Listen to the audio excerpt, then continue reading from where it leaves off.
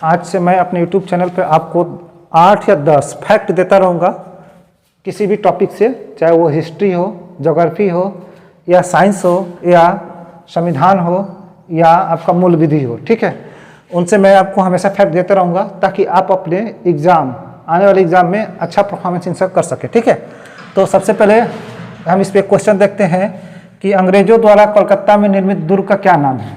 इसका नाम है फोर्ट विलियम। क्या नाम है? Fort William. फोर्ट मीन्स होता है किला, इसका नाम है फोर्ट विलियम। ये फोर्ट विलियम बना कैसे? ये 3 गांव से मिलकर बना होता है। एक बना रहता है सुती नता और एक है सुती नता, एक है कालीकता और एक है गोविंदपुर। ये 3 गांवों से मिला के इस फोर्ट विलियम का निर्माण हुआ है। यह है गोविंदपुर। ओके, ठीक। अब फिर नेक्स्ट क्वेश्चन है, भारत आने वाला पहला अंग्रेजी जहाज कौन था? तो देखिए, जब हॉकिंस आता है भारत में, हॉकिंस 1608 में आता है, 1608 में आता है, तो उस दौरान उसके साथ जहाज़ों की बेड़ा आती है।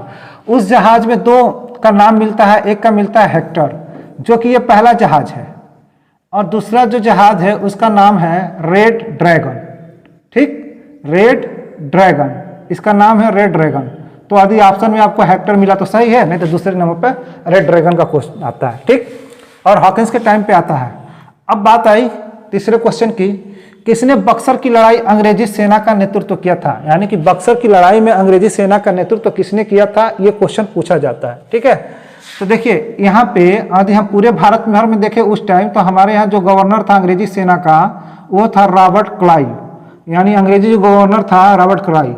लेकिन बात किया जाए कि बक्सर के युद्ध में किसने लड़ाई किया था, किसने से मतलब नेतृत्व किया था अंग्रेजों की तरफ से, तो वो है हेक्टर मुनरो। क्या नाम है उसका? नाम हेक्टर मुनरो, उसका नाम है Hector Munro. Okay, Hector Munro ने यहाँ पे किया था। ठीक, अब बेतरा का युद्ध पूछा है कि बेतरा का युद्ध किसके किसके बीच हुआ था। तो देखिए, बेतरा का युद्ध डच के बीच हुआ था और अंग्रेजों के बीच हुआ था। कब हुआ था, ये भी क्वेश्चन आता है। कब हुआ था? अंग्रेजों के बीच हुआ था। ठीक है, कब हुआ था? 1759 ईस्वी में। कब हुआ था? 1759 ईस्वी में।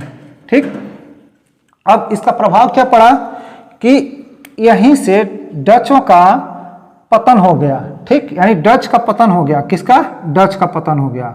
इनका बोरिया बिस्तर बंध गई डचों की। ठीक है, अब फिर नेक्स्ट क्वेश्चन है, अंग्रेज और फ्रांसीसियों के बीच 1760 में कौन सा युद्ध हुआ है? तो ये हुआ है वार्डिवस का युद्ध। कौन सा युद्ध हुआ है? वार्डिवस का युद्ध। ठीक, वार्डिवस का युद्ध हुआ है ना। अब हम आगे और देखेंगे क्वेश्चन को। वार्डिवस का युद्ध, वास्को डी गामा भारत में दूसरी बार कब आया था? तो पहले आगे इसका एक्सप्लेन देखा। पहली बार जब ये आया था फर्स्ट टाइम पे, तो ये 17 मई या कहीं कहीं आपको 20 मई भी मिलता है, 20 मई 1498 को। ठीक, लेकिन इसका जब दूसरी बार आगमन होता है तो वो होता है 1502 में। ठीक है, तो ये पूछा है कि भारत में वास्को डी गामा का दूसरी बार आगमन कब हुआ था, तो वो है 1502 में। फ्रेंच ईस्ट इंडिया कंपनी ने पांडिचेरी को किससे प्राप्त की थी? यानी कि French east India company Pondicherry किससे ली थी, ये क्वेश्चन है। तो देखिए, यहाँ बीजापुर के सुल्तान हैं, बीजापुर के सुल्तान, उसी बीजापुर के सुल्तान से इन्होंने ये पांडिचेरी को लिया था। ठीक है, कौन? फ्रेंच ने। फिर पूछा है पुर्तगाल का कौन सा गवर्नर ब्लू वाटर पॉलिसी लागू किया था? पुर्तगाल का कौन सा गवर्नर ब्लू वाटर पॉलिसी लागू किया था? तो देखिए, हमारे यहाँ सबसे पहले पुर्तगाल में पहला गवर्नर जनरल आता है। पुर्तगालियों का पहला गवर्नर जनरल कौन आता है? अल्मीडा। ठीक,